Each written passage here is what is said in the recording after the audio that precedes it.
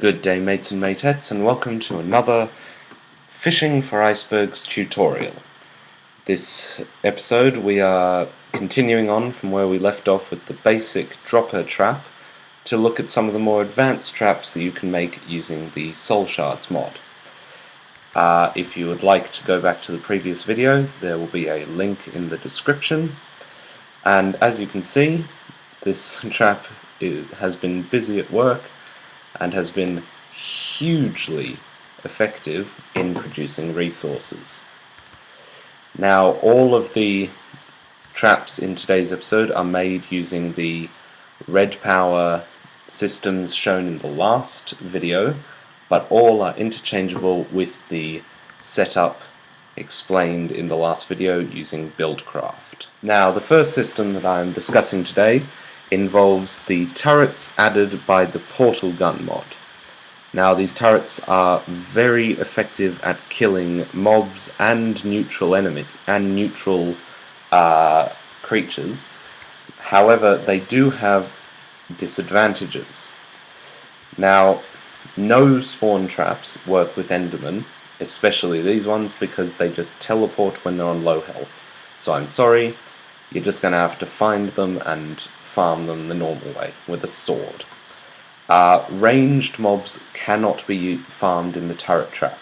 This is because the turrets are incredibly weak and die almost immediately upon being attacked.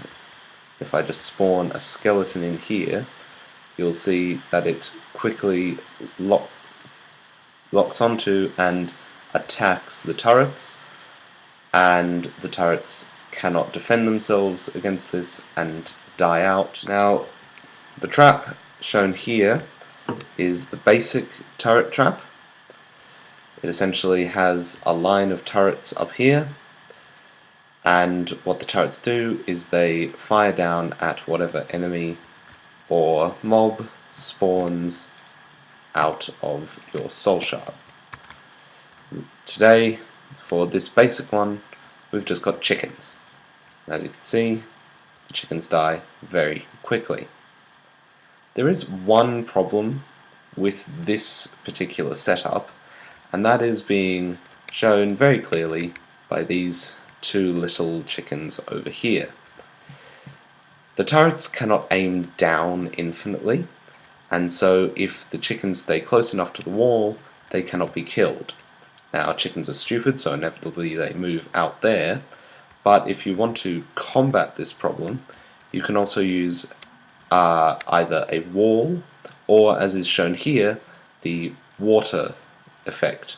This will push mobs to the back of your structure, and as such allow the turrets to shoot them more easily. This particular form of trap I refer to as the creeper farm, because it is a necessary adjustment to make to the creeper version of this trap, because otherwise the creepers blow up near the turrets and the turrets are destroyed.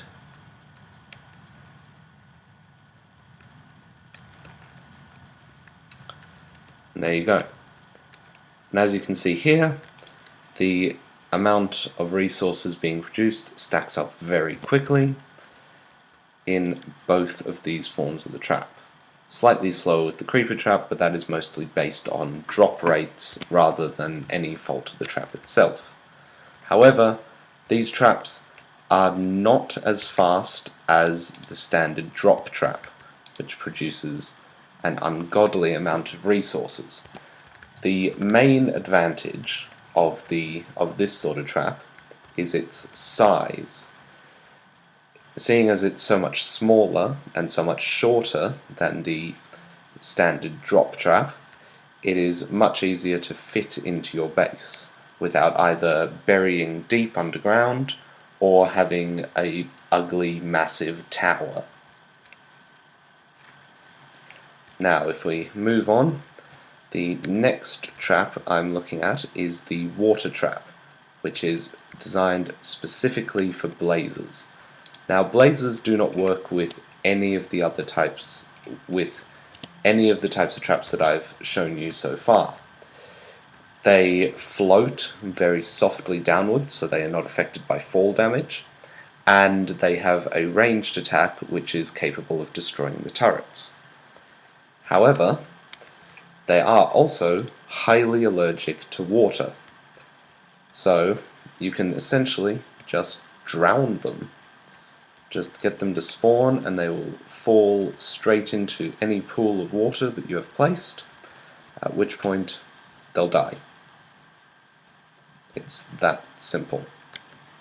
Now the third type of trap that I am showing you today is a fire trap. Very simply, it will burn any mobs that appear to death. The main disadvantage of this form of trap is that while it burns the mobs to death, it'll also burn the mob drops and destroy them. So basically the only reason to use this form of the trap is so that you can save space but also resources.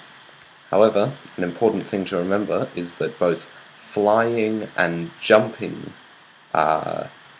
mobs can be a problem. This is being shown by the slimes here, as they can jump high enough to get out of the short walls of this version of the trap. So in an actual base you would have to have either higher walls or a completely enclosed area. However, even with many of the mob drops being destroyed, you can see that you very quickly get a good number of drops going. Now on top of the fire trap, the water trap, and the turret trap shown, as well as the drop trap which we covered in last episode, there is one final trap to show you, and that is the arrow trap. Now this massive structure encases a 9 by 9 by 9 square of air, which is the complete range of the soul shard spawning. Now this trap requires a secondary trap, here shown as a fall trap, which will kill skeletons and as such produce arrows. The arrows will be sent into dispensers, which then, by this redstone system, are activated. The redstone system is shown over here in a smaller, easier to understand manner. A timer sends a redstone signal to these blocks behind the redstone torches. As you are probably aware, when a block on which a redstone torch is placed is given a charge, a redstone torch will turn off, and the act of the torch turning off and then on again activates the dispensers, and they shoot out arrows, as shown here. Now, this trap may seem incredibly overcomplicated, and so you're probably wondering why in God's name you would want to use it. It requires a huge amount of resources to put together, and is generally not the most effective way of gathering resources when you compare with the other traps that you've already been shown. Really, there's only one reason to use it: ghasts. Ghasts are not affected by fire, they're not affected by water, they have a ranged attack, so they can't be put into the turret trap where they can aggro against the turrets, and they fly, so they're resistant to fall damage.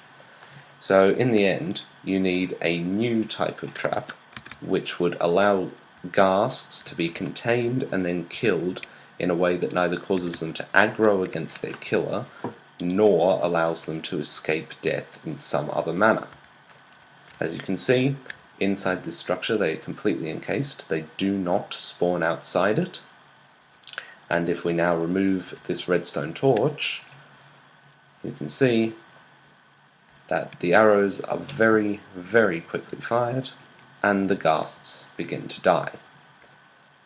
The main annoying part of this whole creation is that the transposers refuse to pick up any of the arrows that are fired, and as such you have to keep producing more continuously for the entire time that you intend to use this trap.